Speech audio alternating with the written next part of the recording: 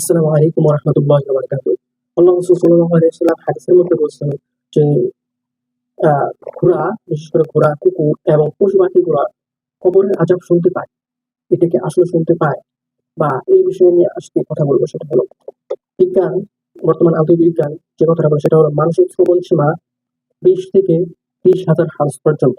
কুকুরের শ্রবণ সীমা ৬৭ থেকে ৪৫,০০০ হার্জ পর্যন্ত এবং সর্বশেষ ঘোড়ার শ্রবণ সীমা হলো ৫৫ থেকে ৩,৩৫০ হার্জ পর্যন্ত।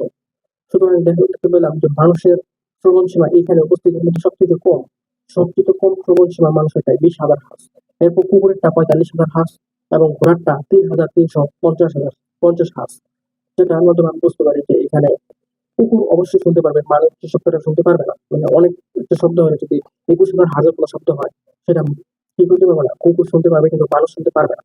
রাসূলুল্লাহ ইসলামের এই হাদিসটা এই কথাটার মাধ্যমে সত্য বলা হয়, সত্য বলে প্রমাণ করে যায়। কারণ আল্লাহ রাসূল সাল্লাল্লাহু আলাইহি ওয়াসাল্লাম বলছে কুকুর, ঘোড়া এগুলা কবরের আযাব শুনতে পায়। সুতরাং আমরা বলতে পারি যে কুকুর মানুষের থেকে বেশি যদি আওয়াজ শুনতে পায়, অবশ্যই এগুলা শুনতে পারে।